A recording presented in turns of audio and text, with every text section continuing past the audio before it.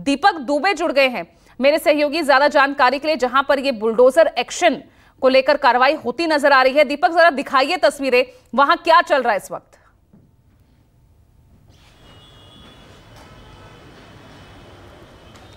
जी, यहाँ पर एमसीडी के 5 बुलडोजर पहुँचे हुए हैं ओल्ड राजेंद्र नगर में।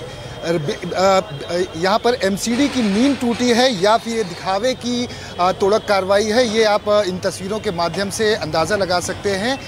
ये इंश्योर आईएएस एकेडमी है, इंस्टीट्यूट है जहाँ पर बच्चे पढ़ने के लिए आते हैं। यहाँ पर ये कार्रवाई की जा रही है। नीचे लिखा हुआ है चहल एकेडमी और ऊपर लिखा हुआ है इंश्योर आईएएस। और यहाँ पर एक के बाद एक बुलडोजर आपको नज़र आ जाएंगे। यहाँ पर ये जो कोचिंग इंस्टीट्यूट है, इसके बाहर का जो पोर्शन है, जो अवैध इंक्रोचमेंट है, उस पर ये तोड़क कार्रवाई की जा रही है। जिस तरह से ड्रेनेज सिस्टम का पानी गया हुआ था, जहाँ पर 3 बच्चों की बेसमेंट में डूबने की वजह से मौत हो गई थी, अब 2 दिनों के बाद 48 घंटे के बाद एमसीडी का एक्शन शुरू हुआ है। लेकिन यह एक्शन कितना कारगर साबित होगा, यह अपने आप में बड़े सवाल खड़े करता है कि वो अधिकारी जिन पर अब कार्रवाई हो रही है या आने वाले भविष्य में कार्रवाई होगी, वो इन 3 मौतों के जिम्मेदार हैं। जितनी बड़ी ये त्रासदी हुई है, हालांकि ये एक दिन में इंक्रोचमेंट नहीं हुआ, ये साल दर साल में हुआ है। और जब ये बड़ी घटना हुई उसके बाद ये एमसीडी का बुलडोज़र यहाँ पर पहुँचा हुआ है। आप देख सकते हैं कि बाहर के हिस्से पर इस तरह से कार्रवाई की जा रही है। भारी सुरक्षा बल की तैनाती यहाँ पर पुलिस बल की, दिल्ली पुलिस की गई है। दोनों तरफ बैरिकेड्स लगाए गए और बीच में ये बुलडोज़र है जो 2 की संख्या में इस हिस्से में दिख रहे हैं। और यहाँ पर इसे तोड़क कार्रवाई के रूप में यहाँ पर अंजाम दिया जा रहा है। लेकिन सवाल ये खड़ा होता है कि आखिर इतनी देरी से ये कार्रवाई क्यों की जा रही है, क्योंकि यहाँ पर ओल्ड राजेंद्र नगर में देश के अलग अलग हिस्सों से तमाम बच्चे आईएएस आईपीएस की कोचिंग के लिए आते हैं। अलग अलग जो गवर्नमेंट जॉब की प्रिपरेशन के लिए यहाँ पर आते हैं। और ऐसे में जब 3 बच्चों की मौत हो गई और उसके बाद यहाँ पर अब तोड़क कार्रवाई की जा रही है, तो ये किस तरह की तोड़क कार्रवाई है, इस पर तो सवाल ज़रूर खड़े होंगे। और दिल्ली वासी ना ही बल्कि पूरा देश ये सवाल पूछ रहा है कि एमसीडी आखिर और दिल्ली सरकार क्यों सोई रही। यहाँ पर पहले अगर इंतज़ामात सही ढंग से किए गए होते, कार्रवाई पहले की गई होती, इंक्रोचमेंट इस तरह से ना किया गया होता और परमिशन किसी और चीज़ की दी गई थी और वहाँ पर बेसमेंट में कोचिंग सेंटर चलाए जा रहे हैं, लाइब्रेरी चलाए जा रहे हैं, तो ऐसे में ये हादसे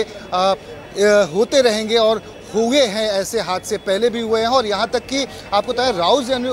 जो कोचिंग इंस्टीट्यूट है आईएएस का, वहाँ को लेकर पहले भी शिकायतकर्ता ने एक नहीं बल्कि कई रिमाइंडर एमसीडी के अधिकारियों को भेजे हुए थे कि यहाँ पर कभी भी बड़ी लापरवाही की वजह से हादसा हो सकता है। ना सिर्फ कर्मचारी बल्कि छात्रों की ज़िंदगी पर भी आन पड़ सकती है। और ऐसे में ये 2 दिन पहले ऐसी घटना भी हो गई। अब इस पूरे मामले में आपको बता दें कि एमसीडी के जो कमिश्नर हैं अश्विनी कुमार, उनकी तरफ से यहाँ के स्थानिक जेई को टर्मिनेट किया गया है और एई को निलंबित किया गया है। तो अब कार्रवाई तो ज़रूर अधिकारियों पर करने की शुरुआत हुई है और यहाँ पर भी जो इंक्रोचमेंट है उसे तोड़क कार्रवाई के रूप में यहाँ पर अंजाम दिया जा रहा है। लेकिन अभी भी आपको बता दें एमसीडी की तरफ से जो कार्रवाई हुई है कि 20 से ज़्यादा ऐसे अवैध जो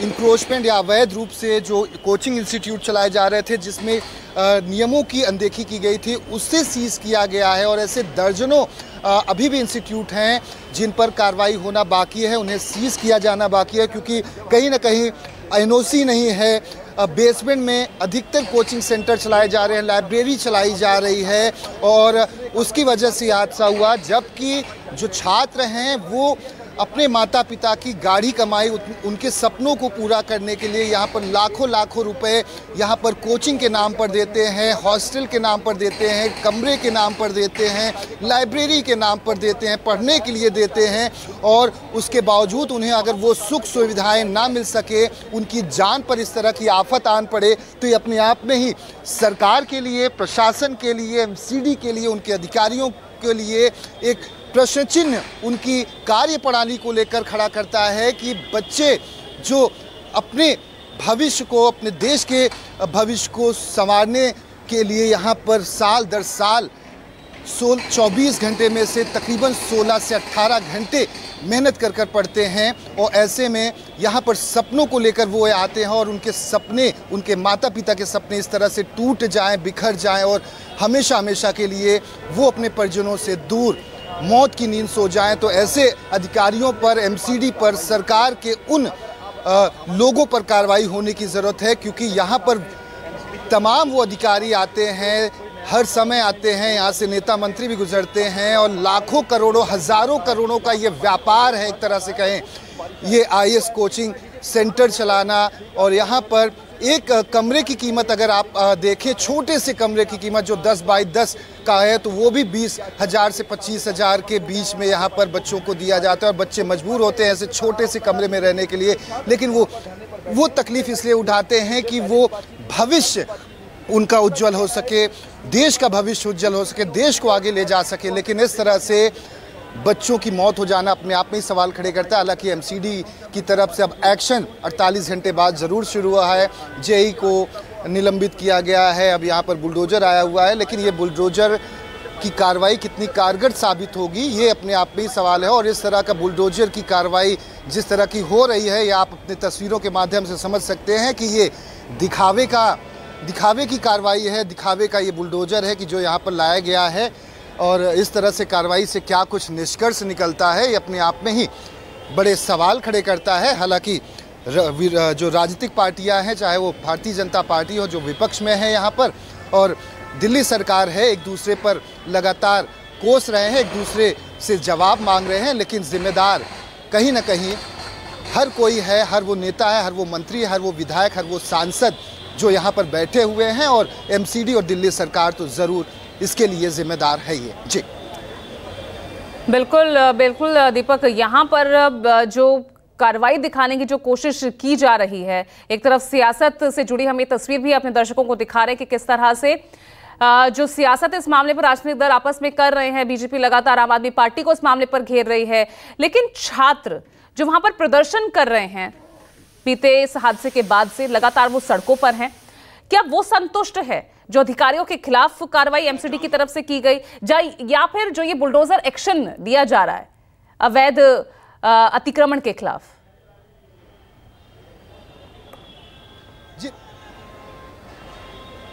जी बिल्कुल भी। यहाँ पर बता दें आपको, सैकड़ों की संख्या में छात्र आज भी यहाँ पर मौजूद हैं और अपने जो सहपाठी रहे हैं, जो अब इस दुनिया में नहीं हैं, 2 छात्राएं थी, एक छात्र था, उनकी परिवार के लिए उनकी जिस तरह से मौत हुई है और उसको लेकर वो इंसाफ की मांग कर रहे हैं। और यह बात भी कह रहे हैं कि इस पर राजनीतिक तमाम जो पार्टियां और राजनेता हैं यहाँ पर आकर राजनीति कर रहे हैं, लेकिन जिम्मेदारी लेने के लिए कोई तैयार नहीं है। उन अधिकारियों पर, उन प्रशासन में बैठे हुए उच्च पदों पर लोगों पर कि आखिर यहाँ पर जब साल दर साल से ये अवैध इंक्रोचमेंट और अवैध निर्माण किया जा रहा है और इस तरह से बच्चों को एक तरह से कहें तो जानवरों की तरह कोचिंग सेंटर में छोटे से अगर हिस्से में 100 से ज़्यादा की संख्या में 200, 300, 250 बच्चों को एक जगह पर कुनबे में बैठाकर उन्हें टीचिंग उन्हें पढ़ाया जाता है और उसके एवज में लाख रुपए से लेकर 2 लाख, भी दिखाते रहिए किस तरह से बुलडोजर एक्शन चल रहा है, अपनी बात भी कहते रहिए। दिया जाता उन्हें। और जी बिल्कुल हम तस्वीरें दिखाने की कोशिश करते हैं। ये बुलडोजर आप देख सकते हैं, बुलडोजर 2 यहाँ पर खड़े, हमारे पीछे एक बुलडोजर यहाँ पर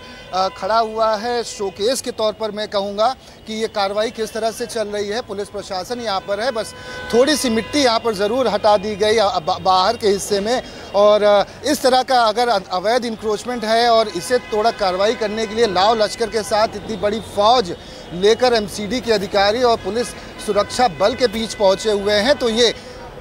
समझ सकते हैं ये किस तरह की कार्रवाई है और किस तरह का दबाव होगा इन इंस्टीट्यूट के बड़े बड़े दिग्गजों का, क्योंकि एक मोटी रकम यहाँ से वसूली जाती है देश के अलग अलग हिस्सों से आए हुए बच्चों से, और उसका जो एक हिस्सा है, जैसा कि बच्चे बता रहे हैं, उसका एक बड़ा हिस्सा, और यह भी आपको भी प्रतीत है, आप भी जानती हैं कि एक बड़ा हिस्सा जाता ज़रूर है एमसीडी के बड़े अधिकारियों तक, तो आखिर वो कट जा रहा है। तो वो कट के एवज में अब ये हो रहा है कि देख सकती हैं कि क्या ये कार्रवाई है और कार्रवाई का नतीजा क्या निकलेगा ये अपने आप में ही सवाल है। जो आपने सवाल पूछा था बच्चों को लेकर, बच्चे बिल्कुल भी संतुष्ट नहीं हैं, ना ये बुलडोजर की कार्रवाई से और ना ही जो 2 अधिकारियों को सस्पेंड किया गया है उसको लेकर उचित मुआवजे की मांग बच्चों की तरफ से की जा रही है,